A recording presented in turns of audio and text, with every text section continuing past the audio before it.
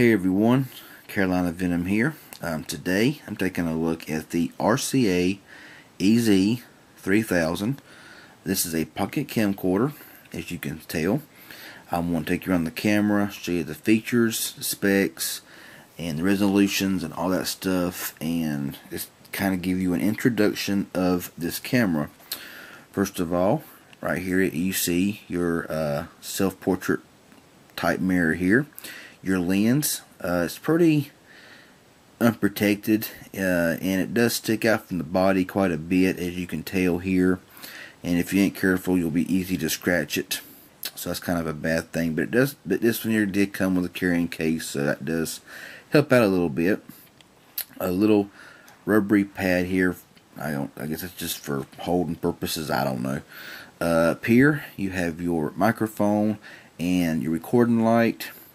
Over here you got your HD, sports, and web quality, which the toggle is over here on the side that you just push down to your desired selection of recording quality.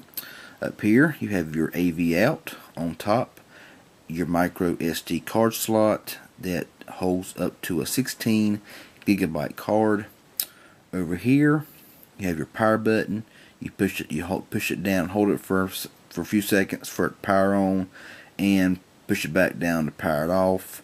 You have your charging port, your HDMI out here, a place for your strap on the bottom. I was kind of disappointed to see that it does not come with a tripod mount. And on the back you have your 2-inch display, your play and pause button, menu, delete, photo button, your zooming in and out. It's only got a 2x digital zoom. Left and right buttons take you to your pictures and videos, as well as your play and pause button. And here is your playback speaker for listening to your videos. We'll go ahead and power it on here for a second, go through some of the menu. Very small menu, not a whole lot to it. Like I said, you got right here, we're in HD, which records in 1440 by 1080 at 30 frames per second. Go down one, and you're in sports mode, which is 848 by 480 at 60 frames per second, and you have your web quality, which is 320 by 240 at 30 frames per second.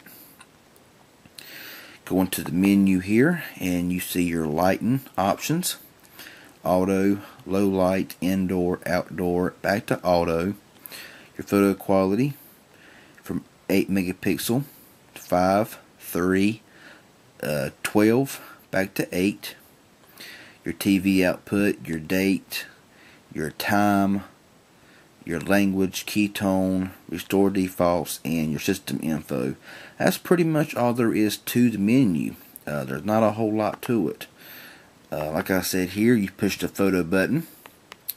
It does take a picture, and you got the option to push the left button or right button to go to your picture, and to return back to your record screen you just push the red button and it goes back here. The same way with the play button here. See your picture and you push the record button and you're back to your recording screen again. So like I said, got a 2x digital zoom. It's not very good, so I don't hardly ever use it, but that's about all there is to this camera. There's not a whole lot to it. I'm not really sure of the battery life because I've not used it but a couple of times.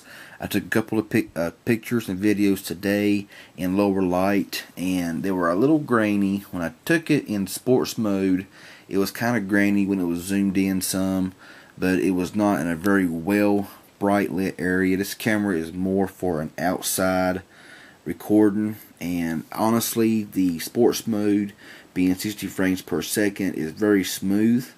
But you know, 1080 is not bad either, and I did see a noticeable improvement when I recorded from 1080 down to 480, of course. But you know, I'm going to be testing this camera here in a few days outside. I think take some pictures, some video. Probably going to be in 1080 HD and in sports mode, giving you kind of an idea of how it's going to do. I'm unsure of the sound quality. One thing that I hate about RCA cameras is the fact that they won't hardly much play them. I put the memory card into my computer today, and it would not even read the file. When I push play, it says it cannot play because the file, for some reason, it won't play the file. When I put the memory card into a cell phone, it'll play the video, but there is no audio. So I'm not really sure why it won't work. I'm probably going to have to put hook up the HDMI cable to the TV and play it back through there. That way I'll have sound. That way I know how the sound quality is.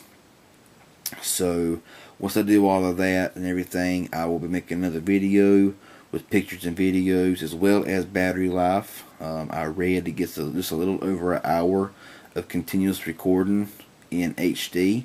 We're going to find out and see how that works out. But this is a nice little camera. It's pretty thin. You know, if this right here was flush with the body of the camera, you know, it would be very pocketable, very thin, which is very pocketable anyway. But this right here bulges out, and you can feel it when it's in your pocket, or you know, it'll get hung. But you know, it's not very bad.